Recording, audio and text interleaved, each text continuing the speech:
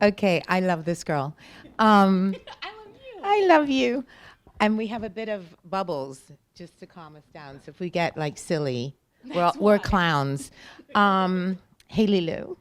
So I met Haley Lu on the set of After Yang, and I remember thinking, wait, I literally have never met someone so original, so very funny but nurturing with every funny sentence, and this word had come to mind then, and now it's ironic you're writing a book of poetry. I thought, oh, she's like a words. I'm so Catholic. Also, it's funny she asked me to moderate. Like, this is what I also love about what's about to happen. I thought wordsmith fairy. Yeah, and I don't know why I thought wordsmith, because we were on a set, we weren't talking about literature for sure.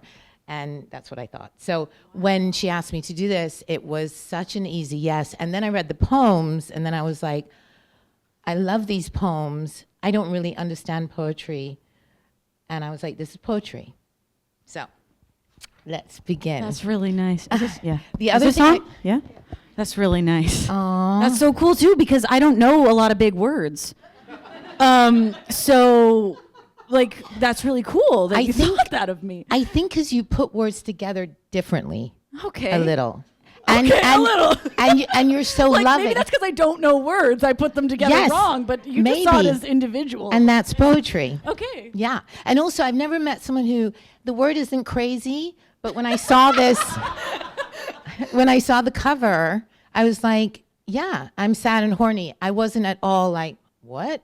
No, because it's Haley. And then the picture on the back, like ugly crying. Yeah. Like, it made so much sense to me. Okay. So let's go. Wow, that was such an amazing start. That was so. Yay. Although you were with Drew Barrymore today, I bet like that was fun. You know, Drew is great. Yeah. But you're great. You're like, you and Drew are. Wow. Okay. Yeah. I'll take that. And your dress is better. Thank you. Sorry, she wasn't wearing a dress, so that wasn't even a dig at Drew. I was just, okay. Okay. So question number one. These poems they're very vulnerable, they're funny, but oddly the funny comes from this alarming honesty. Have you always forged ahead with that freedom of self, or did you earn it? That's so great. That's such a great question. I think I have always done that. But I think doing it like in full like awareness and owning it and confidence and sincerity truly has come with like life experience and just life in general and age and earning it a little bit more and more every day. I think my like natural tendency is to be like me, but then I think also that became kind of like a mask and a like a protector. Like, was there shyness within I'm me, and then did you, like when you were young, like in school? I don't know. Well, I will say, so when I was 2, I was like the most terrible 2. Like, you know, the terrible 2s, apparently I was really terrible.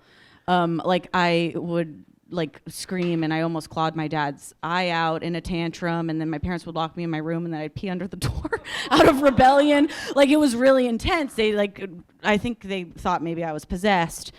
So I think I've always like wanted to be like myself and all these things. And I don't think a shyness built. I think more like shame in being that way was like built up, and then I've had to kind of see the shame, and I'm still working on moving through that. And did you always have a friend who understood you as you were like moving through elementary to, oh my God, yeah. Yeah, my friends are here. Yeah. I will say Lily, who designed the book, and I don't know. Which is amazing. Yeah, beautiful. Lily Jade Kravitz, who designed the book, we've known each other since we were like 11 or 12, and she has always seen that in me and never shamed it. Like, she's always the first one to laugh at something I do, even if it's really just dumb and not funny. Like, Lily will find it funny. And watching you two backstage, by the way, it was because Lily's so specific and unusual and beautiful, and they're different unusuals. But you can see the best friendship. Yeah, there's nice the overlap. The Venn diagram overlaps in really good ways, and that's how we were able to, like. I don't think there's anyone else who could have designed and made the art for this book. Not even me, because if I like the ideas I was coming up with when Lily was first getting on board were totally getting in my own way, and like they were trying to do something, like trying to be artsy or do this thing, and Lily was like, "Haley, we just have to like." Just trust me here. I know you, and I also know art, and just trust me here. And I trusted her, and I think it's the coolest fucking thing. I think it's so cool. And also backstage, they were saying, like, this started off like journals and gathering stuff. Like, to be at the Strand right now presenting a book is wild, right? It's wild. Yeah. This was not on what's the kid saying? The bingo card? Yeah, this was not on. I looked at my friend Jenica because she knows what the kids are saying these days. So it wasn't on my bingo card to do this. But it's kind of been the truly, and I'm gonna get emotional, but it's like been truly the most inspiring, freeing thing of my life that I've done, like putting this out there. Oh my God, it's been really cool. Yeah, no, I can see that. I don't know if everyone's read it, but I felt it when I read it. Like, I don't know how you kept yourself so fully, because we know there are edits, there's an awareness, and yet it's so pure, you know? Thank you. You're welcome. I'll go to the next question while you wipe your tears. Okay. Page number 6, there's a poem called New Place. Yeah. It's about home, making a home where you are. In this case, it was South Africa. I related it so much because travel / romance / film set. The poem resounds in the contradiction. No, it doesn't. I can't read my writing. The poem resounds in the contradictory nature of our job as actresses on a set. The loneliness, the exquisiteness of our job, exquisiteness of making a new character when we travel. And my question to you is being easier when you're away from the boy, away from home, away from your habits, or not? Like, is being away... Is being easier? Whoa. Being Haley. Whoa. Being Haley, and also the second part of that question was, is that what also led you to start writing? Because there is this weird loneliness. That is so intuitive of you. Well, no, because I'm an actress, and I was in South Africa. Really? Yeah, so one day I want to talk to you about that. No, like 5 years ago, twice, and there's something about being on a film set in South Africa that's very specific. That's so intuitive of you, and it's cool that you can understand, like, from the very specific perspective of being an actor that's away and traveling and stuff. But I wrote probably 75% of these poems in South Africa filming that movie.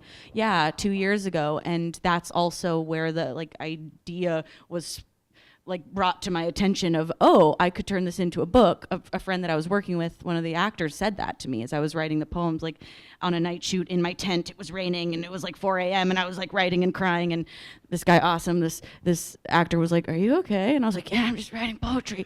And he was like, "Oh, could you read me one?" And I was like, No, I could never. And he was like, "Let me just read one." So I let him read one, and then he was like, "Really, this is good." And I was like, "Really?" And he was like, "How many of these have you written?" I was like, "I've been writing 5 a day," because I was going through a lot, and I always seem to be. But he was like, "Yeah, you could turn these into a book," and I was like, "No, I couldn't." But then I was like, "Maybe I could." So it all South Africa was a big part of this. Well, that must be in the poem, because you feel that I love this poem so much. Cool. Yeah. Oh my God. Okay. This is Yeah, exciting. that's so intuitive. Okay, question number 3. Page number 9 is called She has specific. She's page 9. This time, you said. Beauty and the Snail. Yeah. This is my favorite sentence in the whole book. Cried at work and it wasn't even on camera. That's poetry to me. I don't know really what poetry is, but that's poetry to That's me poetry. too. It made me think, so the power, the solitude of a film set, and maybe the romance of a camera within your heartbreaks and your romance in life. There is something, I think, when you're an actress, and this sentence made me think of it, where we're doing always 2 things, and there is a romantic, you know, in the purr of the camera, when it's action, and you can almost, right? Do you know what I mean? It's like your time. Okay, sorry. Like you get notes before, and there's all this stuff. But then when they say action, it's like. Yeah. So it made me think when you this brilliant sentence, I was like, how much of romance and the heartbreak, and then being an actress and this camera, there's something in there in your poems, in every poem that I love. I love that. I want like you to write a sequel to that poem because Per the Camera is hot and poetic and horny. Yeah, And, I'm horny too. Yeah. No, because I feel so Catholic. I'm just wanting to be a bit horny. We're breaking her out of her shell. Yeah. Yeah. Well, that to me is like, that's my life. Like, that's my experience of life, really, is that line. It's like, when I have to do the thing and feel the thing or be ready for the thing, I can't. But then it's like, I'm crying when I'm not supposed to be doing it and it's a bad thing. But why isn't that beautiful too, even if it was at the wrong time? I don't know if that makes any sense. Yeah. But it's like, if I had as much empathy for myself as I wish I did all the time, I'd be like, but Haley, you still cried and let something out that day. Like, I don't know if that makes sense. No, that's so beautiful. Yeah. It makes sense that you wrote about it in a way, like to make sense and give yourself empathy. Yeah. Question number 4, page 40. By the way, it's called. Oh. That's a sad one to me. Yeah. And so my first thing that I say about this is this poem comforts me. Really? Yeah. Okay.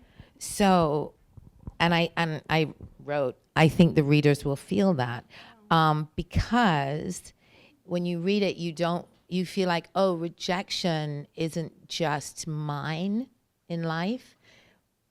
It's also Haley's, and then it's okay. There's something in that poem that makes you feel like I'm not alone in rejection. And I also love that you wrote a poem about an unanswered love letter. Like almost like, well, if he's not going to... Yes. There were 3. There were 3. There were 3 love letters. And I thought, if he didn't answer them, did you write the poem so that the world would answer them? Like, is this, like... Is this my own answer? Well, because it's brilliant if it is. Like, when you're at home with that feeling, which is so horrific, what do you do with it? And I was like, it's just making me think what poetry is. So, Yeah. yeah. Yeah. I know. Yeah. Also, I can't breathe in this course. Oh. But so it's a mix of the emotions and just actually can't breathe. Do you want me to, because you have a coat on? No, because I might want to take the coat off actually because it's a little hot. No, I'll just have to breathe really big and hope that it stretches out a bit. In the dressing room, we had to unzip it. Fully, yeah. Yeah. That was a tough one. That was a tough heartbreak. It lasted a couple years, the heartbreak. I couldn't get rid of it. I couldn't stop sending him love letters. And then finally my therapist was like, Haley, you need to stop. Because first she was encouraging me to write these letters. I wrote the first letter because she told me, what if you wrote him a letter? And I was like, Christy, that's such a good idea. It's going to be so cathartic. So I wrote him a letter. I couldn't stop. It was a 35-page love letter. I could not fucking stop. 3 love letters later, not a single text. And I was like, what do I do with this? What do I do with this nonsensical, like, rejection and this love that I've given that's completely not just even not reciprocated, but just taken or not? If he did take it, he grabbed it and he threw it on the ground and he stomped all over and he peed and shit on it and then he ran away. And I was like, what do I do with this? Because I feel too much to just, I was gonna explode feeling. So I exploded feeling in my poems. And I do feel like it has released that like constant pattern of thinking about that and the waking up and is it ever going to be over, like the end of that poem is as I still love you, by the way. And I don't love you anymore. Like, and I think writing, I never got an answer. But this and like the expression and the care for myself that I like have really formed, and I think writing these poems and seeing this book through has like been a massive part of that. Has, I don't know if it's answered the love letters, but it's made me like, see, that's fucking cool that I could write all those love letters, like to a guy that's not even worth it. Like, that's fucking cool that I had that in me. And I'm just going to focus on that. That's it's so as you talk, it even comforts me because we all do things that embarrass. Like, I don't even think I would admit to some things I do, and yet you not only say them, but you admit the shame of them, and that's just so beautiful.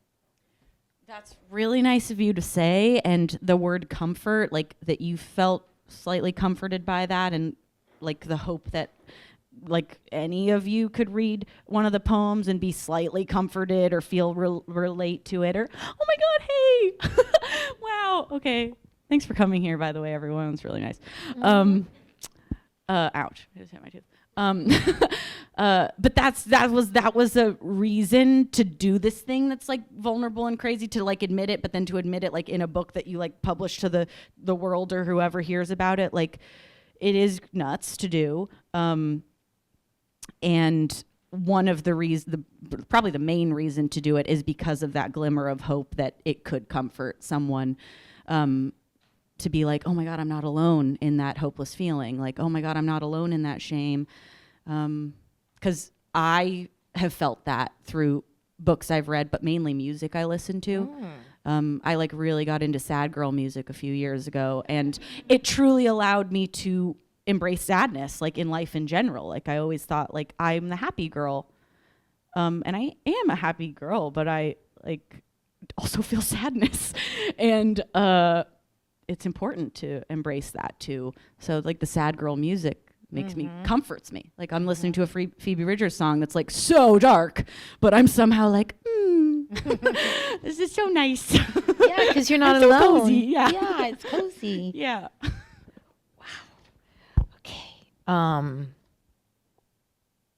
Question number 5. Do I have that? My last question. Cracked wide open. Needy, that's me. I love that. It's like you take the shame out of needy. And dance. So I've seen you dance, and your it's so interesting because your dance is almost so different than you. In what way? There's like clean lines. It's very specific. But then you appear and I see it, but I just love, there's a rigor to it that is, oh, I thought you were being emotional. That is so funny. That too, but not now. I was just Burping. And you write about dance. And so you write this thing. It says, if I beg for a dance every day of my life, a street performer at a local fair in Argentina is bound to grab my wrists. So I love dance. And so when I read that, I was like, oh my God, there's heartbreak. You're an actress. Now you're writing and you're a dancer. And it was like this poem. I was like, oh, she has dance, which is also a saving grace. But can also hurt you because it means you have to like go in and like whatever. And I just found that poem so beautiful because you put it onto another dancer pulling you. And that photo is so beautiful. But I don't know if this is a question, but dance came before poetry. And where's the similarity, or in any of this, the acting, the dance, the poet? Who's Haley? Wow. First of all, that was so cool. Everything you just said in your interpretation of these poems I wrote is like so cool. Like it's God. really meaningful to me. This is what your poems do. Everyone's going to do it. Well, like, you'll see. Well, okay, I guess we'll see. But this is cool that you feel this way and that you're saying these things.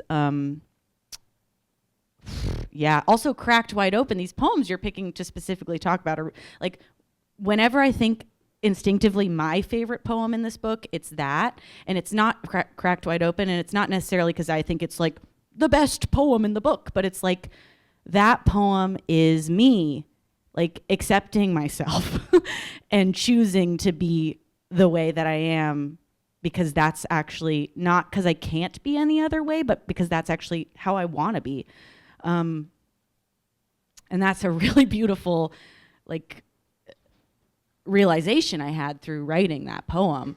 But the dance, the acting, the poetry, whatever kind of like art of it all that relates to like feeling and expression, they are all kind of like one in my brain. Maybe that's why I felt like, oh, I'm not qualified. Lily and I were talking about this earlier. Like, I'm not qualified to have written a poetry book. I barely finished high school. I did not go to college. I am an actor on HBO and stuff. Like, I'm not versed really in what poetry like is as a definition, as the technical thing that it is, but I feel things a lot, and I am for some reason drawn to being vulnerable and expressing those feelings in different ways. And I hear something or see something, and like you, like am like moved by something that feels like poetry. Like I read Brandon Sanderson's fantasy novels, and I feel like there's things like metaphors in his books that are poetry. Like I'll watch a dance and it feels poetic. Like After Yang was a big poem. This movie we did together. It's like to me, poetry is, I don't even know how to say what I feel it is, but I felt like, oh, I was reading my journals and journal entries, and I was like, these are poetic, whatever that means to me. So I went with that. It's interesting as you were talking. I don't know why I thought of, did you say it was 35 pages, the love letter you wrote, the first one? The first one was 35 pages. Yeah. Well, okay. The first one, the second one was 20-something pages. The third one was only one. Did I ever get a text from that man? No. But interesting, it went to one. But I was just thinking maybe poetry, because your poems are actually succinct, and what's that word mean? It means, see, this is why I love you. It means succinct, short, quick. Yeah, short, to the point, to the point. poetic point. I did know like that. you could have 10 sentences, but you found I cried at work and it wasn't caught on camera. Is encapsulates a lot. Yeah. For me. And you can interpret it different, whatever way. Yeah, exactly. Like you're talking about the purring camera. So I think 35 pages to then this, I think that is poetry. Do you know what I mean? Because you're not writing 35 pages each poem. They're this short. Yeah. So something's happened. I've honed. Yeah. Yeah. I've honed it in. Fantastic. And I send it to the world instead of that man. I love that the boys have no names. Page 62, the ones. Yeah. I like you say, yeah, like, because you wrote them all, but you're like. Yeah. rating her handstand. I just love that poem. Well, you know, Yes. that's what my like mom and aunts did for me. That when was I our was a whole- kid. And I was like, one day that's gonna be me, and I'm not gonna be bothered. It's so fantastic, and it starts with when I am 82. So I wonder, do you think this is the age you will stop being sad and horny? I'm hoping I'll always be a bit horny. Here's to hoping. But I really hope I don't dry up. Oh. I'm going to rephrase this question. There's something so beautiful at your age to be almost romanticizing an 82-year-old watching her granddaughter, and I was like, I am a yeah. yeah. Yeah, because you know what? There's that energy I'm trying to tap into now. I'm trying to tap into like, what's his name? That actor. Oh my God, I get him confused with this golf course architect because my dad designs golf course. Jack Nicholson? Jack Nicholas? Oh my God, you're fantastic. What's his name? Jack Nicholson. Jack Nicholson. There's a golf course architect name. Sorry. Oh, yes. Jack Nichols? Okay, who's the actor? Jack Nicholson. Jack Nicholson, when he's on his yacht and he's like out of shape and his hair's crazy and he's drinking and he's like, I'm trying to like get that energy, Oh, like that, wow. like Yeah. that, like kind of like I fuck it, like Yeah. you know, like fuck it. Shamey's a man. There are always men that even I do that. I'm like, I want to be like, and then as a man, his name comes out. Yeah. Who's I know, I the don't- woman of no, I that? don't want to be. Well. Who's that woman of New York with the hair? Oh, the green Woman hair? Under the Influence? No, Gina who's Rowlands? that? Is Gina there a woman Rowlands? with green hair that like just roams around? The green lady. Okay, her. Oh, the green lady. Yeah. Yeah, like that. Like I want to be that energetically now. Wow. You know? That's 'cause imagine you're the so power. young. But imagine the power like a 30-year-old woman could have if they had the mentality of a, how old's the green lady? 90? 80 something? You know what I know. mean? Just like that, fuck it. But because I wrote foreshadowing power, foreshadowing her future. How does she know that? Like, I feel like you have that a little bit. Okay. Yeah. You know, Kogonada Yeah. Kogonada's the filmmaker who made After Yang, this movie that we met on, and it's a really great movie. If you haven't watched it, you should check it out. It's on. I don't know where it's on. Is it on any of those things? It's on some, yes. It's somewhere out there. Great film. It came out a while ago, so Beautiful. no one's really talking about it anymore. But it's great. But Kogonada made it, and he has always told me that I have like I have like a 12-year-old or even like a toddler inside, like in me energetically, and then I have an 82-year-old woman. Wow. Yeah. And it's interesting because Kogonada and her are so, we were saying this before, like you're so different, and yet you're both true to who you are. Maybe Like he has an 82-year-old woman too inside him. Definitely it's a woman. Yeah. For him, yeah. Yeah, because 'cause he's so empathetic, sensitive, nurturing. quiet. But you definitely guys are opposites, as you are similar in your. Do you know what I mean? Yes, I do. Yeah, you two are amazing. All right, You're amazing. page 64. I am her child and her mother. Amazing. Again, poetry. I wrote, this is free therapy. Also, it's cheap because it's just the price of a book. It's worth it. That's great. That's great marketing. Yeah. I'm gonna. You can have it. Yeah. Okay. We'll steal that. Tell And then your I friends. wrote, can you talk about baby Haley in this poem? In which poem? In this poem, because it's called Baby Haley. Ah. So, because I mean, there's been so many renditions of this kind of thought, but I just wanted a succinct one from you. I don't know if it'll be succinct it right doesn't now have to after be. the champagne. But there was a moment where I had this vision. I had like really acted out of control. Like, and what I mean by that is like out of control of my like present adult Haley driving the car of my life. Instead, baby Haley was driving the car, and she had stuffed adult present Haley somewhere in the back, and I was just going the wrong way on the freeway, and I all but totaled the car, and I had this vision after that of the fact that why that happened was because present Haley was like so intent on being like adult responsible Haley that I had stuffed baby Haley in the trunk. Like first I was in the back seat. Bear with me. First I was in the back seat and I was like, but mom, please.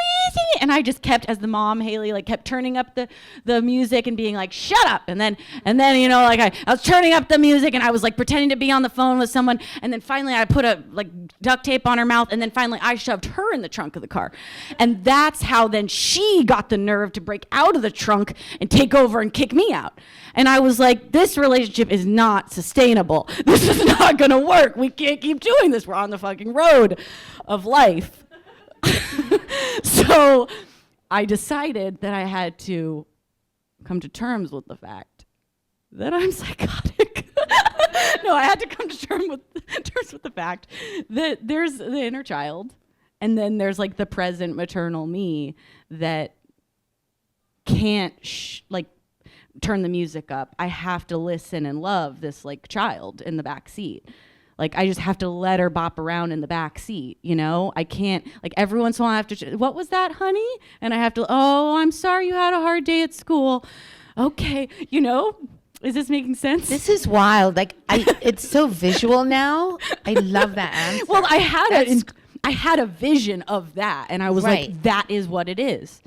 And metaphors, I think it's because my dad has always spoken to me in analogies my whole childhood growing up. So like analogies and metaphors like are really meaningful to me, but it's how I make sense of things. Yeah. But when I saw that, I was like, that is what's going on. I'm so glad I asked this question. That's wild visually. Yeah, yeah. So now I'm driving. Yep, me. I'm driving, just checking in and making sure what was happening tonight. But it's me. I'm driving, and baby Haley is in the backseat, and she's actually pretty content. She's just doodling in her sketchbook. Okay, to end. Just doodling little penises. She's wearing earrings with clitorises, and she's like, "Do you want one?" And I was like, but I feel a lot of people. We're very different, but I'm so at home with you. Same. Yeah. I'm so glad you did this. Thank you so much. You're welcome. Can you believe that she got an email saying, would you like to be a moderator at the thing for the thing? And she said yes. Like, I'm so It's thankful. the worst word to read in an email. Moderator. You're doing great. It's not a word any of us use in life. No. So you're like, Okay, so last question to end with. Okay, so the poems are obviously about love, cracked open, pain, love, hurt, love, sexy, lots of sex. No sex, where? Yeah, it's what. Your bestie. So I realized, all great books, I think, are about love and very specific, someone getting hurt and like heartbroken. What is it? I don't know what this question is going to be. What is it about this? What is it about this in your life that pushed your thoughts from private, like text to Lily, text to the boy, to public, this poem, these poems, this book at the Strand? Like, that's a huge leap.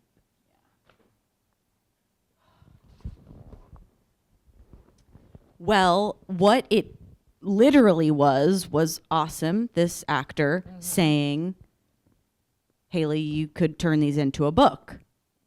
And me having never have even, like, that wasn't ever a thought that, like. And you trusted this guy. I mean. Yeah. Yeah. I mean, I genuinely, like, I didn't know him that well. I only met him on the show, but I thought he was funny and talented, which is a lot. Like, when you're working with someone that you admire like that. Yeah. So I was like, and I don't think he was just bullshitting me. He was like, you could. And I was like, no. And he was like, no, you could. And then he said, like, if you wrote a book, what would you call it? And I was like, well, probably I'm Sad and Horny. Buy this book. And he was like, yeah, I'd buy it. And I was like, you're right. I think people might buy it. And then I started seeing a vision.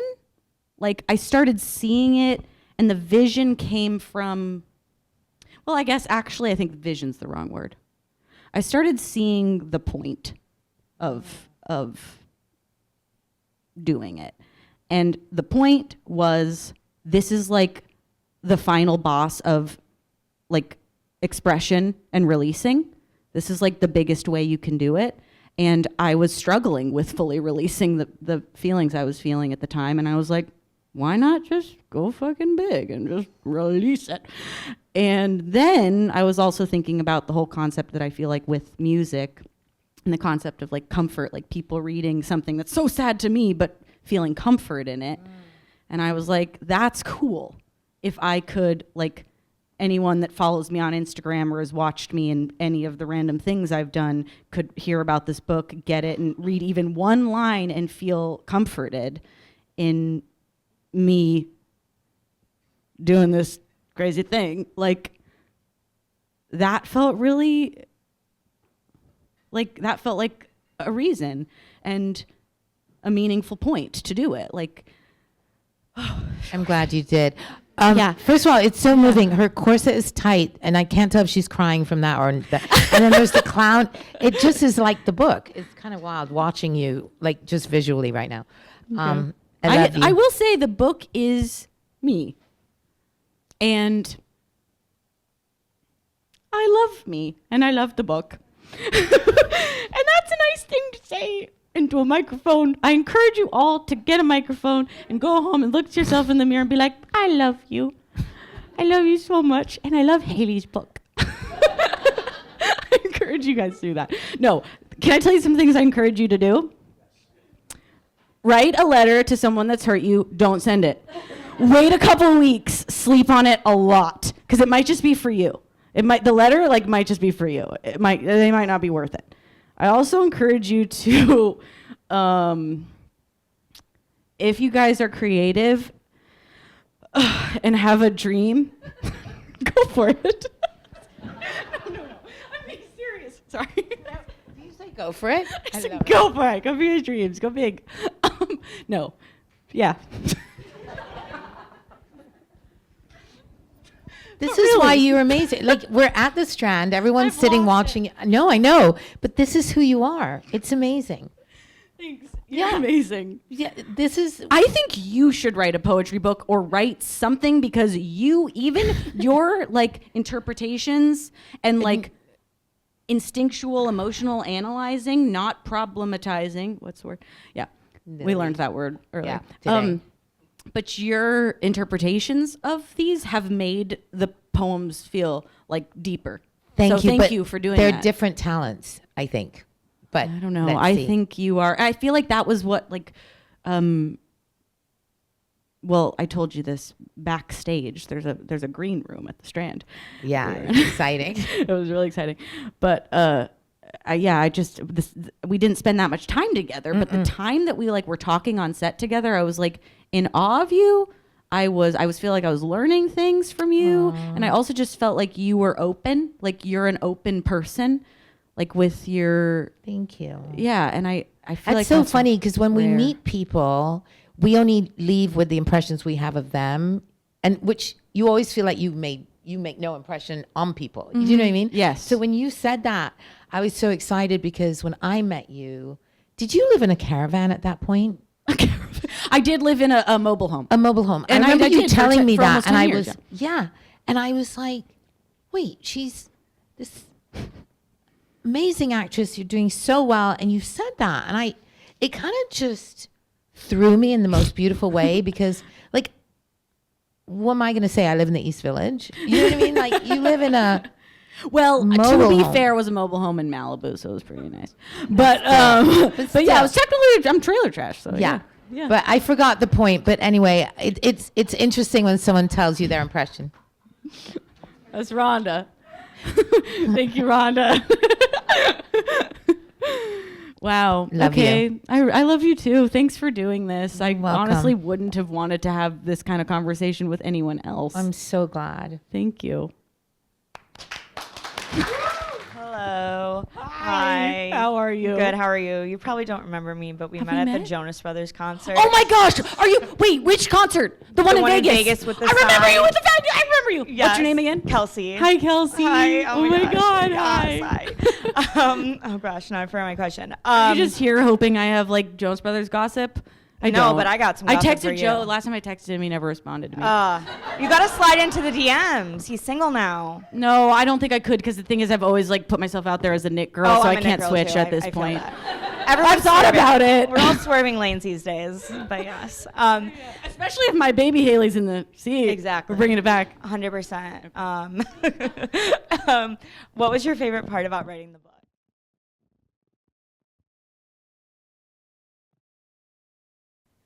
What was my favorite part?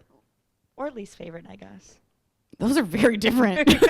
There was a lot of favorite parts about actually writing them was like in South Africa when I really got into the groove before I even realized that it could be a book. I was like, I'm a poet. I was like writing all these poems every day. I was like, I'm a real boy. I'm a poet. I don't know. It was cool. I'm so sorry. It was cool to realize that this crazy journaling I do every day that's like pretty psychotic, like I would never let anyone see it. I gotta get a journal with a lock. I don't know why I'm invested in that.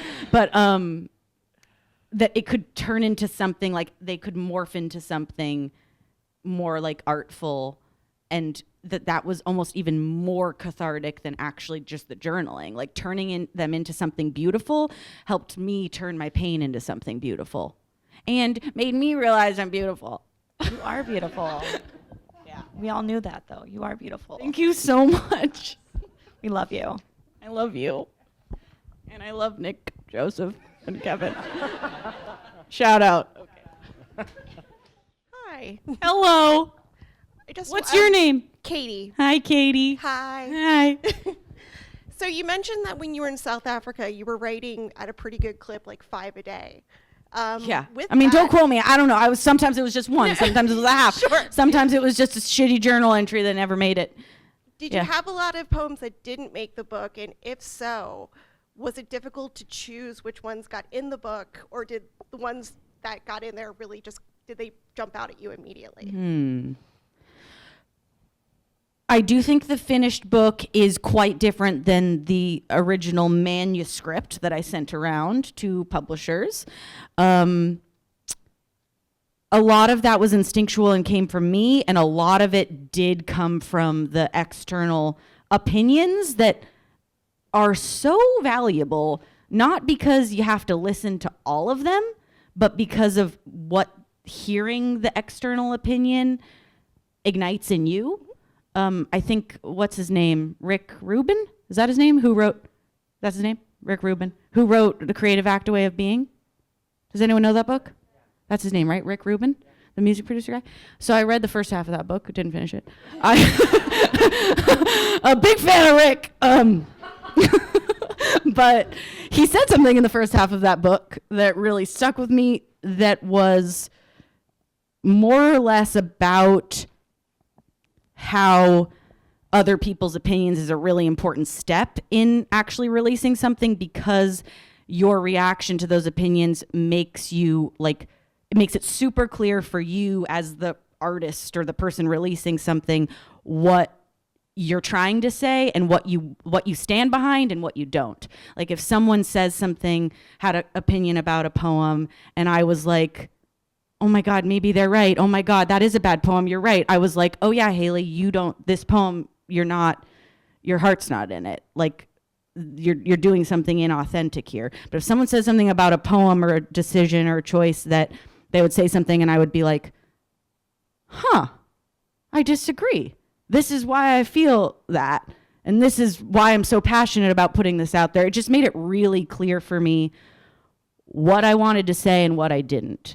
So that external from people that I like trusted and respected was really important because I valued what they were saying and also because of the reaction that it elicited in me. Is elicited a word? Cool. Hi, Hi. I'm Madison. Hi, Madison. I'm Haley. Hi, lifelong fan of yours. Thank you. Really. How old are you? I'm 26. So for 26 years? Since I was 4? Yeah, like pretty much as soon as I knew about you. So That's really you're the cool. kind of actress where, one, you're gorgeous, but also I was like, I want to be her best friend. And that's every movie and every role you play. I'm like, Even after today? especially after today. You're not scared of me? That's why I'm like she's my favorite because if I met in real life, I'd want to be her absolute best friend. Oh. So because you play a lot of different roles, did you ever find yourself slipping to those characters while writing this, or did you use this more and primarily as like anchoring to yourself? Definitely anchor into myself. Definitely anchor into myself, I guess, is the short answer there. I burped. I'm so sorry. You're okay. God, it smells like salami. Shouldn't have had that charcuterie. I know that's, mixed meat when it's like random parts of the animal. It always does that to my burps. I hear you. I hear you.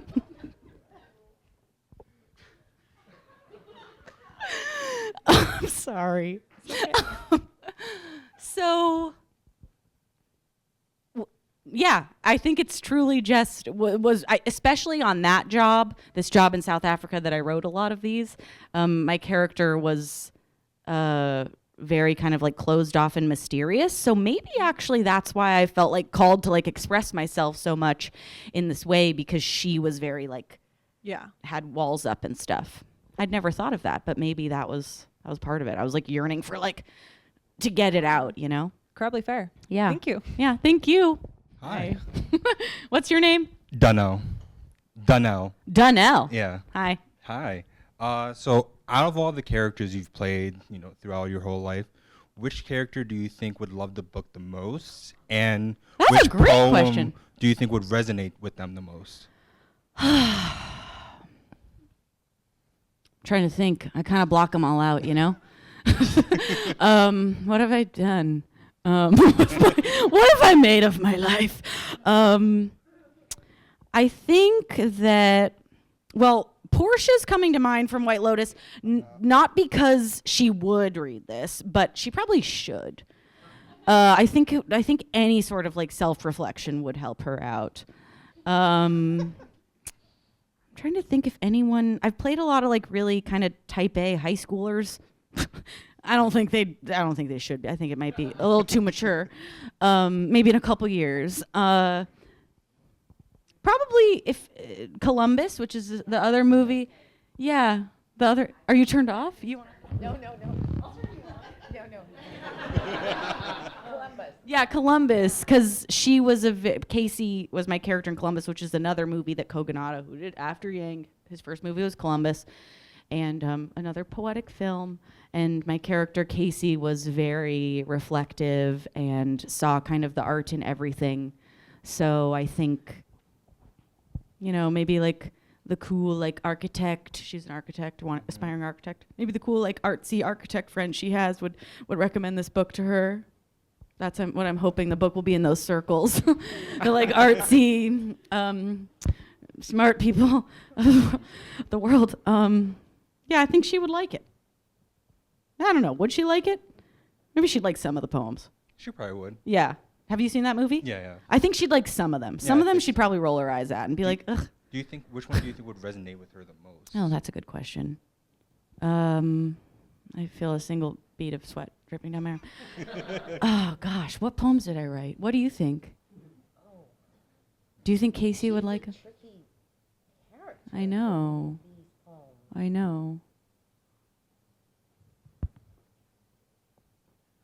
Not the Goodwill one. The what?